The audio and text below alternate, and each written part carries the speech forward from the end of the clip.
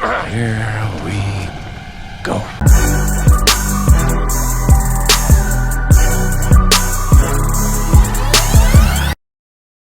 Chris Rock. You know that he's been trending lately due to a recent comedy special he had on Netflix called Selective Outrage, where in the final 15 minutes he officially responded to the Will Smith slap. Oh, wow! But respond is putting it nicely. He eviscerated Will and Jada Pinkett Smith. I didn't have any entanglements.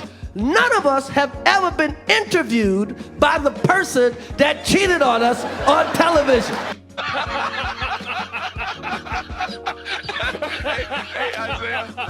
Now, I applauded his efforts because he said all the things we've been thinking and saying about Will and Jada Pinkett for a while now. And yes, he called Jada Pinkett a Then I do some jokes about her. Who gives a f? That's how it is. She starts it, I finish it, okay? Nobody's picking on this My man. and she is. But he outlined his reasons why. He didn't just say it at random. Now, I'm not going to break it down here. I highly recommend looking at the special yourself. But I especially appreciated his closing statement. Don't fight in front of white people! Which was in response to people asking him why he didn't fight Will back, why he didn't hit Will back. He says, "My parents raised me not to fight in front of white people." What? Now, I interpret that as meaning, be mindful of the black male image. Understand that as a black man, we all share a collective image. What one black man does, for good or bad, better or worse, reflects on all of us. Because we don't live in a vacuum. And perception is reality. And the perception of who we are is already negative. Turn on any newscast in a major city with a large black population, and we're the ones prominently featured. The media is quick to point out all the things that we've done wrong, and I'm not here to defend or excuse any of that, but rarely do you see them point out the positives that we do. Unless we're doing something on a basketball court or a football field. LeBron James, a shot at history, and there it is!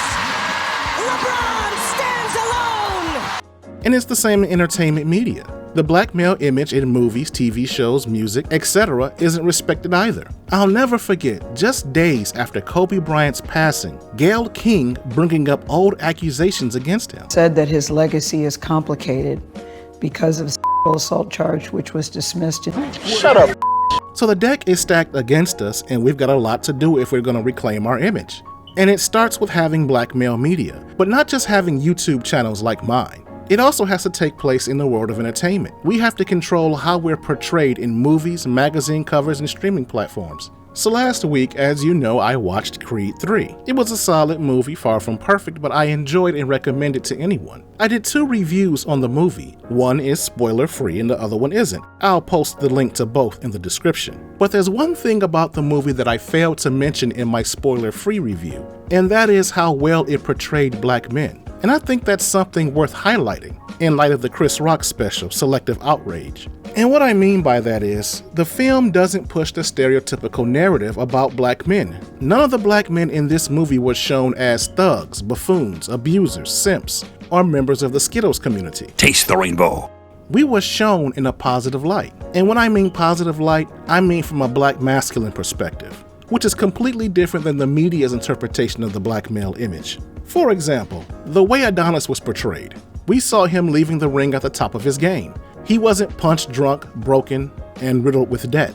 He didn't blow all of his money on women, drugs, cars, clothes, lawsuits, and child support payments. To the contrary, he leveraged his career into starting a new one. He became a trainer, promoter, and mentor. He had his own gym with a stable of talented fighters, one of whom was the current champ, and he was winning big at home. He and his black wife were in a healthy marriage. And that's significant because whenever you watch movies featuring black couples, we tend to be at odds with each other. We're always fighting and competing with each other. So it was rare to see that image. There was no infidelity or abuse of any kind. And he had a strong relationship with his daughter. His life, even though it was exaggerated due to his wealth, was the ideal image of what a black family should be. Not to that scale, of course, but in structure. Even with the Dame character, who was the quote bad guy, who had served 18 years in prison. He wasn't a total loser. They handled him as best they could. He wasn't your stereotypical Pookie that they often like to show in media. He had some sense about him.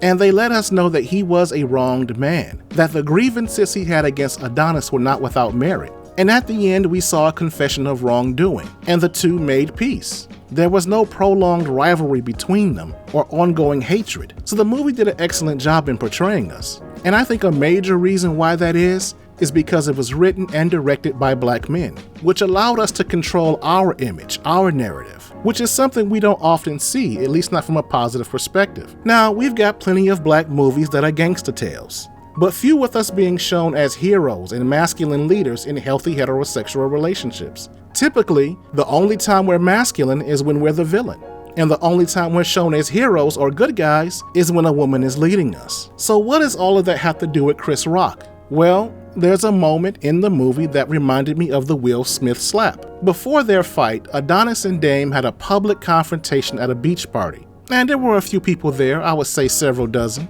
They started arguing, things got heated, and Dame sucker punched Adonis. Then he stands over him and runs his mouth. But Adonis doesn't respond. He maintains his composure, gathers himself, gets up, and walks away. He doesn't retaliate to the sucker punch. Very reminiscent of the way Chris Rock responded to Will Smith assaulting him. Now, at that moment, it made Adonis look like a punk, just as it did Chris Rock. But what you saw in both instances were black men seeing the bigger picture. Black men who understood they've got too much to lose to risk getting into a street fight because they had their reputations, their careers, but most importantly, and I'm speaking in terms of Chris Rock and the writers of Creed 3, the black male image in mind.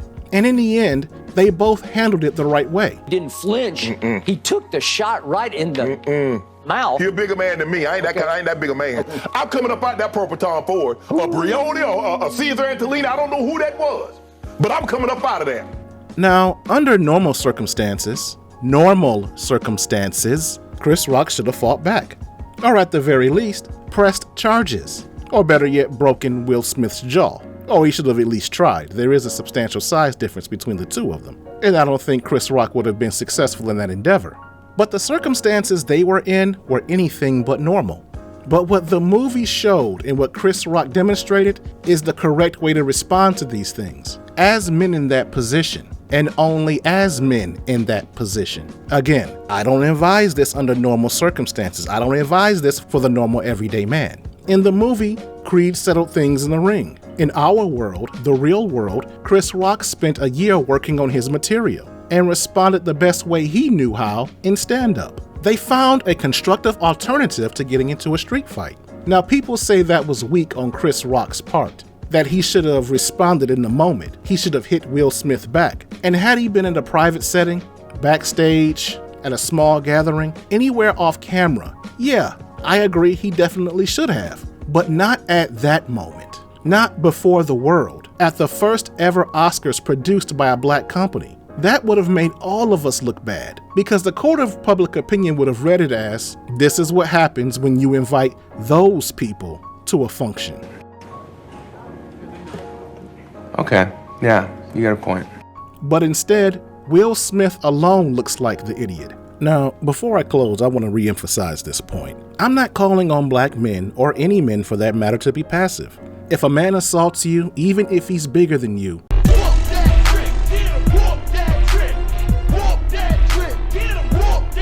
you gotta whoop that or at least try to. I definitely would, but I'm a nobody. I don't have anything to lose. I don't have millions of dollars at stake. But if you are a man of value and you do have millions at risk, and you have people depending on you, and the world is watching, and you're representing everyone within your group, that's not what you do in that moment. You have to think beyond yourself and realize what you are to other people, and how that's bigger than getting someone back. You have to find a different way to retaliate. I mean, take me for example. I'm on social media. I've got clowns coming at me left and right for my opinions. But I can't sit up and cuss them all out, respond to every idiot in my comment section that wants to troll. That's a bad look, and I've got other stuff to do.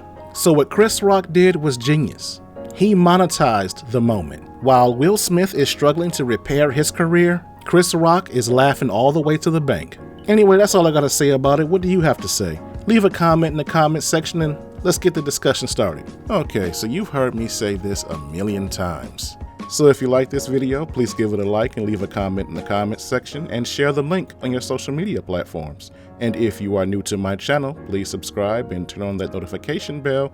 That way you'll get alerts every time I upload new content. This is the Layman's Journal. Thanks for stopping by. I'm out. Hell! Shut up! Shut up! Shut up! And while I do appreciate you sharing, subbing, and leaving comments, I'm going to ask that you take another step further in keeping the channel going. I set up a membership plan for those of you who would like to offer further support in the development of this channel. It's not anything expensive or special. I'm just asking for 99 cents a month, which is enough for me to continue doing the work that I do here. Help me! Help me! Help me!